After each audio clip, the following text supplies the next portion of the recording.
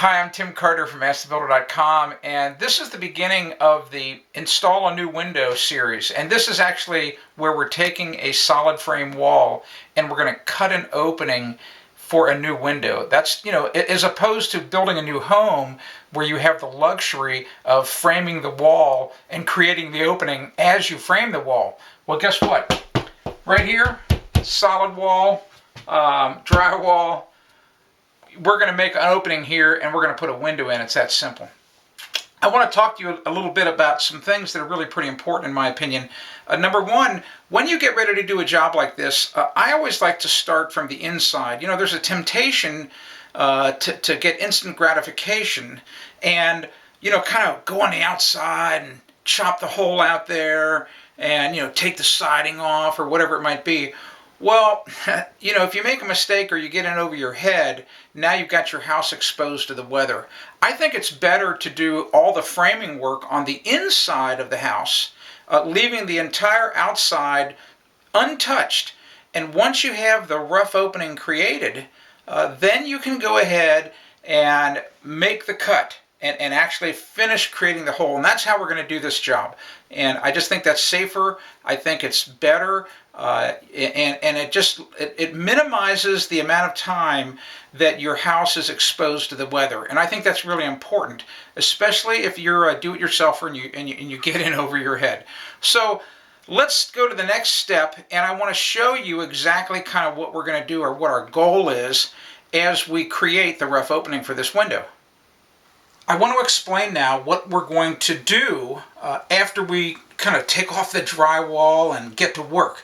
So I kind of drew a blueprint on the wall of what's going to happen here, and I want you to take a look at it. So this, believe it or not, this outline right here, this big, huge outline all the way over here, this is going to be the giant opening we have for the window. So it's going to be a big window.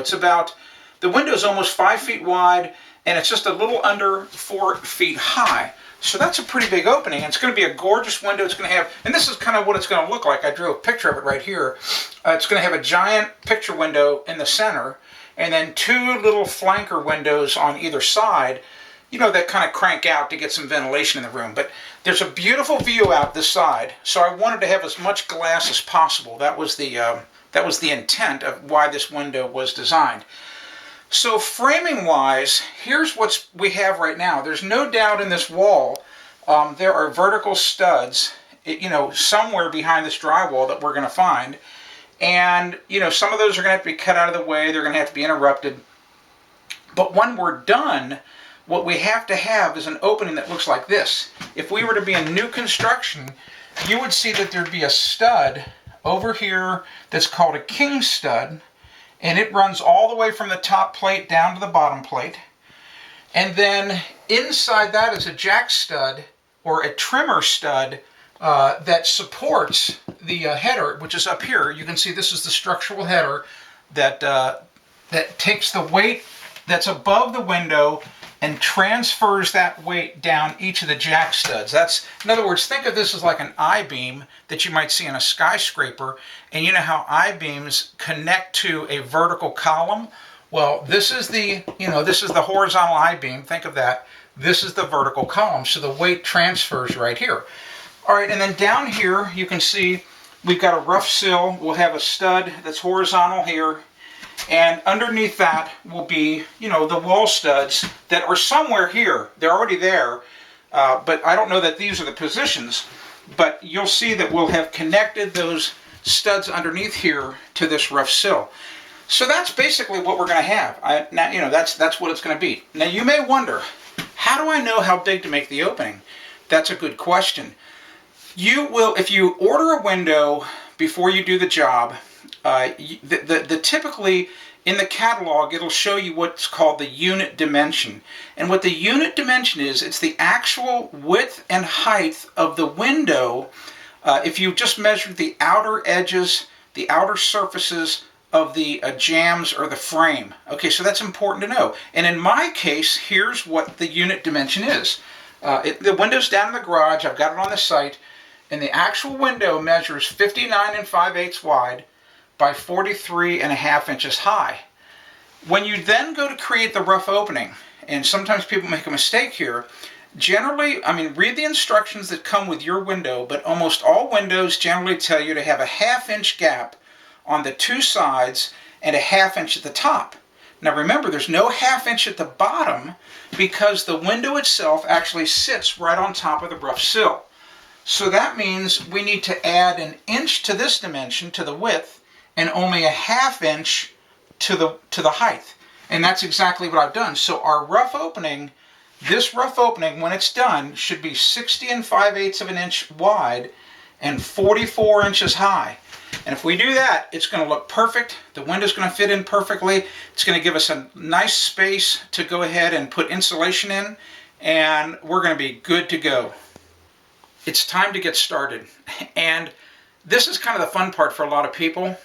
In other words, the demolition, you know, because that's where you see things happening. And I want to talk a little bit about that before we do it. And here's a couple of things. You don't want to just go crazy with a sledgehammer or, you know, with a sawzall cutting into the drywall, whatever it might be. And the reason why is, you know, you don't know what's behind the wall. You may think you know what's behind the wall, but you really don't know. And there could be alarm wires, there could be electric cables, there could be plumbing pipes, there could be, actually, believe it or not, there could be air conditioning refrigerant lines behind this drywall. I mean, there's all kinds of surprises. So you have to take the drywall or the plaster off slowly and carefully so that you don't hurt anything that's on the other side of the drywall. Now, how much drywall do you take off? Well, there's two schools of thought on that. You could go over here and you could just make a cut line right down where this stud's got to go, and then try to wiggle the stud in there. But I'm of the school where, as long as it's not too big of a room, and in this case I've only got about 4 feet of space between here where I am and the corner, I'm going to take all the drywall off of this particular wall. And the reason why is, at the end of the day, when I go to make all the repairs and make the window look finished, I'll have fewer butt seams to have to tape. And anytime on a wall you've got two pieces of drywall that come together, and if you're not an expert drywall finisher, you're going to have a butt seam, and those are hard to disguise. Whereas when I'm done, think about this. Look at this. Let's say we've got the window in, and I go to put a piece of drywall in. I could actually get a piece of drywall that's as long as this room. This room is 12 feet wide. And actually it's just a little over 12 feet. So I could have one continuous piece of drywall on the bottom where I just make this notch out, and there'll be no seams whatsoever, none.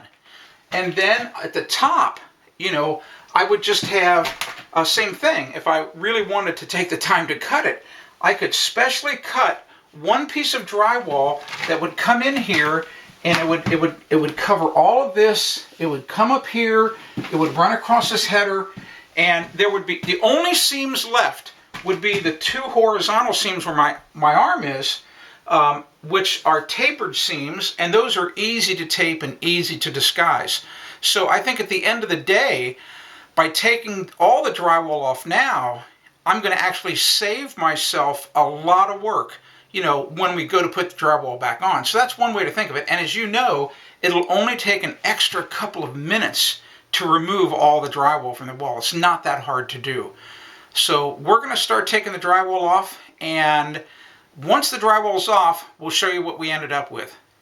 I want to show you a quick ninja trick before we start to take the drywall out. You may be a rookie, you may have never taken drywall out, and believe me, you could cause a big mess on your hands if you made this mistake. Here's what it is.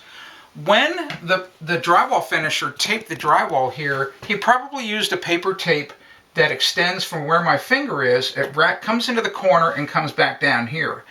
If you just start ripping this piece of drywall off, you will potentially tear the tape here and just make a big mess on your hands. So I feel, and once again, there's two schools of thought on this. Some people like to take that piece of tape off of there, but you know what? There's no guarantee it'll always come off. That's why I do my method this way. I take a nice sharp razor knife like this, and of course this is my favorite razor knife. I just love the way this thing fits in my hand. Very compact. You know, look at that, how small that thing is. Anyway, I just make a cut. Watch this. in this corner, and I'm just cutting through that drywall tape. You know, you don't have to push too hard. And I do that all the way down. And what will happen is, after I've made that cut, you know, at all the corners where I have to take the piece off, this piece of drywall where my hand is going to come off totally independent of this piece right here. That's a really neat trick. I suggest you do it. You won't have a big mess on your hands. If you want to discover more home improvement tips, go to AskTheBuilder.com.